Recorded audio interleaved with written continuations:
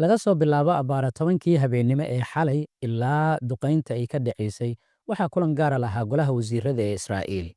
Kulankaasina waxaa barbar socday kulan kale oo ka dhacay dhismaha dhulka hoostiisa ku yaalla ee wasaaradda gaashaandhigga Israa'iil.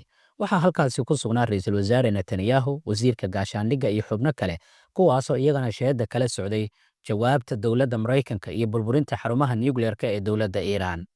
Marka taa laga yimaado ka hor intaysan duqaynta dhicin, Maraykanka wuxuu Israa'iil ka dalbaday in diyaaradaha dagaalka loo diro gudaha dalka Iiraan, kadibna ay dhowr meelood ay ka fuliyaan duqaymo u eg sida jahwareerin oo kale. Waxaana la sheegay kadib inay qaadi doonaan weerarka loogu magacdaray istaraatiijiyadda iyo midka xeeladaysiga.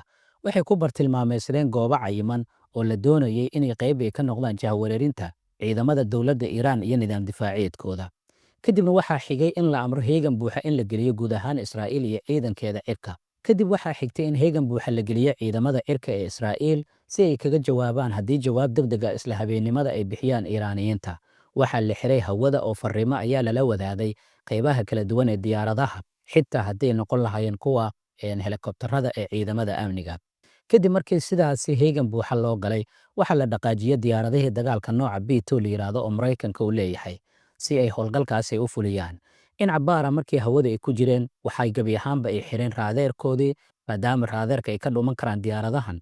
Waxa ay dul tageen gantaaladoodana ay ku tuureen 3 xarumood oo muhiim ah oo ku yaalla gudaha dalka Iiraan.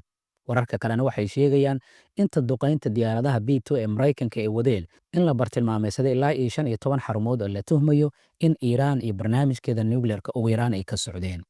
Haddaba, miyaan dhihi karnaa hadda waxaan taagannahay isgoys?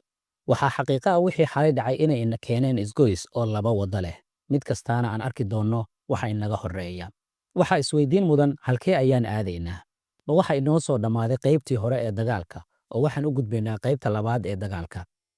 Haddii aan isweydiinno qaybta labaad halkee ka bilaabanaysaa, ma waxay ka bilaaban doontaa halkii uu ku dhammaaday qaybtii hore, mise waxaa la aadi doonaa marxalad kale oo cusub?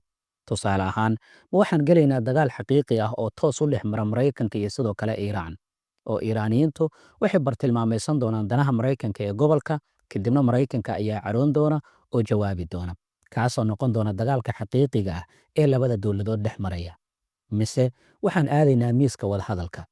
Xitaa haddii miiska wadahadalka la aadayna, waxaa muhiim ah in la isweydiiyo maxaa laga wada hadlayaa. Ma waxaa laga wada hadlayaa dagaalka in la joojiyo, mise waxaa laga wada hadlayaa barnaamijka nuclear-ka ee dowladda Iiraan? Aan wax yar dib kuu celiyo maalmo ka hor.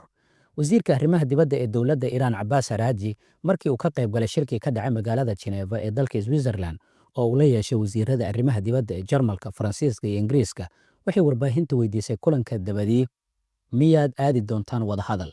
Markaasna waxa uu ku jawaabay, waxa aan annaga xaqa u leenahay kama wada hadli doonno. Taa marka miyaan ku tilmaami karnaa Iiraan inaysan diyaar u ahayn inay wada hadasho, waxa kaliya ee u bannaanna ay tahay inay dagaalanto? Haddii ay dagaalamayso, qaabkee ayay u dagaalamaysaa? Dowladda Iiraan waxay sheegtay in kastoo xarumaheedii muhiimka ah ee gantaalle ay ku dhaceen, haddana inaysan joojin doonin horumarinta barnaamijka nuclear-ka. Ma joojin doono horumarinta barnaamijkeena nuclear-ka, ma waxay ka dhigan tahay waxbaa inoo badbaadsan oo waxba inagama gaarin wixii inoogu muhiimsanaa, keliyana waxyaabo yar ayaa ina gaaray oo waan ka soo kaban karnaa? Mise waxay ka dhigan tahay dib ayaan wax walba u soo bilaabaynaa? Waa waxa u baahan in jawaab loo helo si aan u ogaanno inaan aadayno marxalad dagaal oo rasmi ah iyo in kale. Waan kula wadaagi doonaa. Aan ku raaciyo, waxa aad u xoogaysanaya shakiga ah inay Iiraan mar horeba halkaasay kala baxday wixii ugu muhiimsanaa.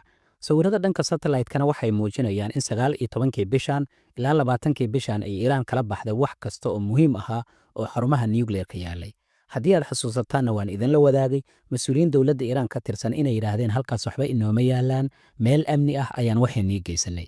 Fariintaasi ma waxay ahayd okay, Trump go'aankaad rabti qaada marka, annaga waxayna meel kale ayaan geysanay? Mise waa assignment ama layli la mid ah midka ay xoogagga iska caabinta ee Falastiiniyiinta u diraan Israa'iil iyo Maraykanka oo ilaa iminka ay keeni la'yihiin halka lagu hayo maxaabiista Falastiiniyiinta? Iiraan barnaamijkeeda nuclear-ka waxay u aragtaa mid qaran oo dhiiggii saaxiibadoodii, culimmadoodii iyo saraakiishoodii loo daadiyey, waxayna tani ka dhigan tahay fariin adag oo ah waan sii wadaynaa barnaamijka hubka nuclear-ka. Tani waxay iila muuqataa aniga in ugu yaraan ay wax u badbaadsan yihiin dowladda Iiraan. miyaan dhihi karaynaa marka haddii ay wax u badbaadsan yihiin dowladda Iiraan waxay hadda joogtaa isgoyska ah kala doorashada laba dhimasho inay si tartiib tartiiba u dhimato iyo inay hal mar dhimato. Maxaan ula jeedaa? Dowladda Iiraan haddii dagaal toos ay gasho soo suuragal ma noqonaysa inay dowladihii reer galbeedka oo idil intay iskaashadaan ay si toos ay u weeraraan dowladda Iiraan kadibna dukum laga dhigo. Maraykanku ma doonayo waqti xaadirkan in madaxda Iiraan la baabi'iyo, Iiraanna fawdo ay gasho, laakiin Netanyahu waxa uu doonaya xitaa madaxda in la dilo. Haddii marka ay dagaal toos ay aado dowladda Iiraan waxaa lagu tilmaami karayaa in la isku wada riiqmayo, wixii la kala helaana meesha ay imaan karayaan. Taasi oo ah waxaysan Iiraaniyiinta doonaynin waqti xaadirkan oo ay doonayaan mustaqbalka mar un inay arkaan iyagoo haysta hub nuclear ah sida dowladda Pakistan oo kale. Waxaana u furan markaasi inay si tartiib tartiiba waxooda u samaystaan weliba si qarsoodi ah hal marna ay bannaanka ay keenaan.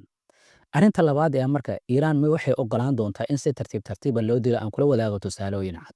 Haddii aad xasuusataan ama aad akhrisaan ama aad akhrin doontaan 19 Diseembar 2003 dowladdii Liibiya waxay ka tanaasushay barnaamijkeedii nuclearka. Way wareejisay waxaanay ku wareejisay Maraykanka. Waxaa loo ballan qaaday in ammaan ay heli doonto lagu xadgudbi doonin wax dhibaato aan aysan arki doonin. Hadda halkay ku dambaysaa? Labo, sagaashamaadkii dowladda Ukraine waxay ka tanaasushay barnaamijkeedii nuclearka oo ay doonayeen inay samaystaan. Hadda halkay ku dambaysaa dowladda Ukraine? Maxaa ka soconaya gudaha dalkeeda? Muxuuna yahay micnaha dagaalka ka soconaya gudaha dalka Ukraine? Haddii Iiraan ay ogolaato sidaasi oo kale marka waa waxaan kala jeedno Iiraan ma waxay ogolaan doontaa in si tartiib tartiiba loo dilo. Aan ku raaciyo jawaabta dhanka Iiraan ka imaan karta iyo aragtideeda.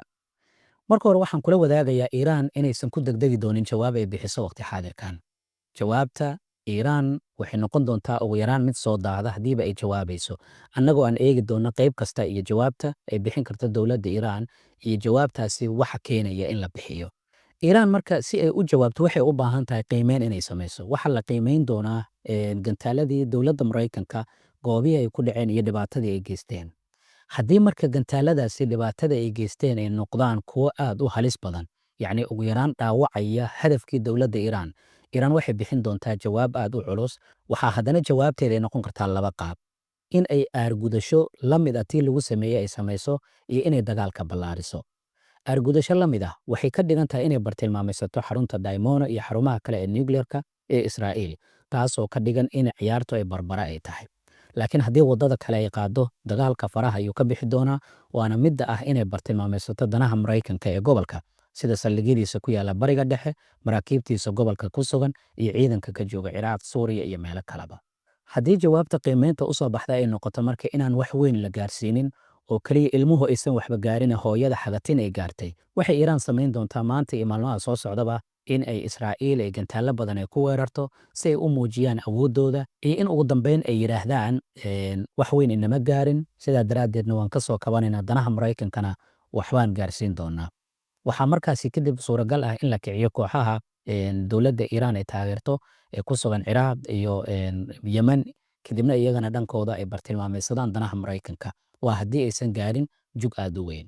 Tallaabada kale ay qaadi kartana waxay tahay si miiska wada hadalka loo yimaado inay xirto marinka loo yaqaano Hormuz oo maalmo kooban marinkaasi uu xirnaado, kadibna wada hadallo lagu baaqo oo durbaba hadda dowladihii Carabta way bilaabeen Shiinaha iyo dhinacyada kale ay soo galaan la yiraahdo war waxaan hoos aan u dhigno wixii idin kala gaaray ciyaarta hadda aan baraja ka dhigno marinka Hormuzna hala furo.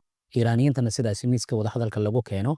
Maxaa yeelay marinka Hormuz oo la xiraa waxay dhibaato tusin doontaa dowlado badan oo caalamka ah, waxayna horseedi doontaa in Iiraan ay ka dhigato waxay ku gorgortamayso oo ah waa in dagaalka la joojiyaa marka hore, duqeymahan ay joojiyaan Maraykanka iyo Israa'iil iyo reer galbeedku isbahaysanayaba.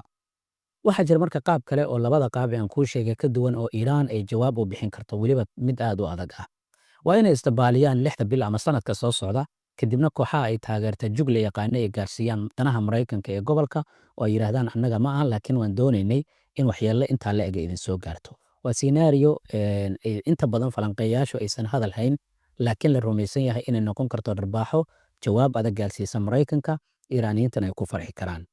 Haddaba waxa isweydiin mudan marka maxay kala faa'iideen dhinacyada dagaalamaya? Iiraan maxay faa'iiday? Israa'iilna maxay faa'iiday? Marka laga yimaado khasaaraha guud ee loo wada jeedo. Aan ku hormarno Maraykanka iyo Israa'iil. Waxay faa'iideen 3 arrin oo ay u arkaan qaar ka mid ah waxyaabihii ugu muhiimsanaa. Kow, dilka xubnaha ugu muhiimsanaa dhanka saynis yahanada weliba iyo labo inay dileen saraakiil muhiim u ahaa dowladda Iiraan oo suuragal ay tahay inay caqabad ay ku ahaayeen Maraykanka iyo danihiisa gobolka. Iyo tan saddexaad oo ah in la burburiyo xarumaha nuclearka ee dowladda Iiraan. Maraykankana uu faa'iiday arrinta ah inaan baawar leeyahay ayaan ismuujiyey, wax kastoo aan doonana waan samaynaya, cid iga hor istaagi kartaana ma lahan. Annagoo eegayna hadalkii uu isticmaalay Trump ee ah annaga oo keliya ayaa samayn karnaa. Dhinaca kale Iiraan maxay faa'iiday? Iiraan waxay faa'iiday kow inay jebiyeen nidaamyadii difaaca Israa'iil ee lagu tilmaami jiray nidaamka difaaca birta ama qubada birta oo ay ka dhigeen meel yacni xilliga la doono waa barya, duhuradii, casirkii iyo galabtii, xilligii ay doonaan inay gantaalle ay ku garaaci karaan gudaha Israa'iil. Tan labaadi waxay burburiyeen 3 tiir oo muhiim u ahaa Israa'iil. 3daasi tiirna waa waxa la rumaysan yahay inay Israa'iilba ku dhisan tahay. Waa tan koowaade in Israa'iil ay lumisay tiirka ugu muhiimsan oo ah nidaamkii difaaca qubada birta ee ay ka iibin jireen dowladaha caalamka awooddii u lahaa gebi ahaanba fadeexad inuu la kulmay oo gantaalle ka imaanaya intaasoo kiiloomitir ay ka gudbi karayaan magaalooyinka Xayfa iyo Tel Aviibna ay ka dhigeen meel burbur ah.